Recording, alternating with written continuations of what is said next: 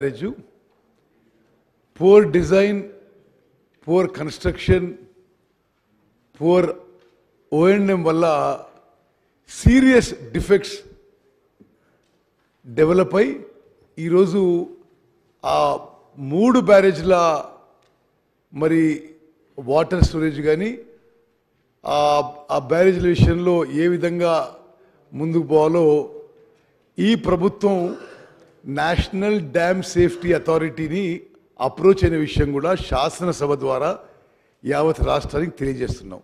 ఇప్పుడు ఎంత సీరియస్గా డ్యామేజ్ జరిగిందో నేను కొన్ని విజువల్స్ ప్రదర్శిస్తున్నాను. ఇది మేడిగడ్డ బ్యారేజ్ పై ఆ రోడ్డు ఏ విధంగా కుంగిపోయిందో ఈ విజువల్లో చూడొచ్చు.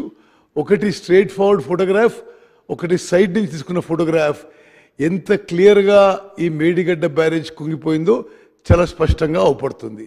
నెక్స్ట్, ఇది మేడిగడ్డ బ్యారేజ్లో ఒక పియర్లో తీసుకున్న ఒక 3-4 రోజుల కింద తీసుకున్న ఫోటోగ్రాఫ్.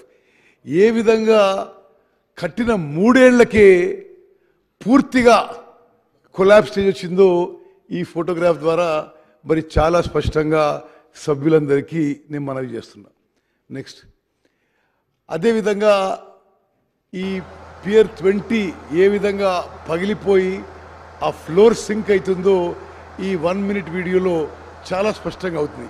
కింది నుంచి పై వరకు కూడా పూర్తిగా పగిలిపోయిన విషయం నేను మరి సభ్యులందరికీ కూడా జాగ్రత్తగా గమనించవలసిందిగా విజ్ఞప్తి చేస్తున్నాను.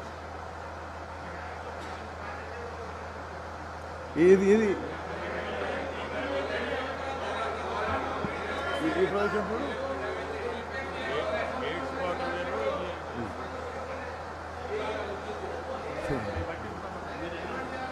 ఓకే సరే,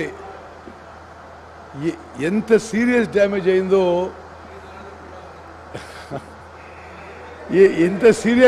అయిందో సభలో ఏ పార్టీకి చెందినా దయచేసి గమనించవలసిందిగా నేను సవినయంగా విజ్ఞప్తి చేస్తున్నా. ఎంత సీరియస్ డ్యామేజ్ అయిందో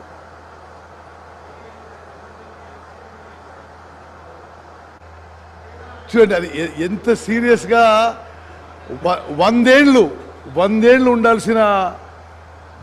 ఉండాల్సిన ఈ బ్యారేజు 3 ఏళ్లలో ఎట్లా కుప్పకూలిపోతుందో దయచేసి గమనించవలసిందిగా నేను విజ్ఞప్తి చేస్తున్నాను.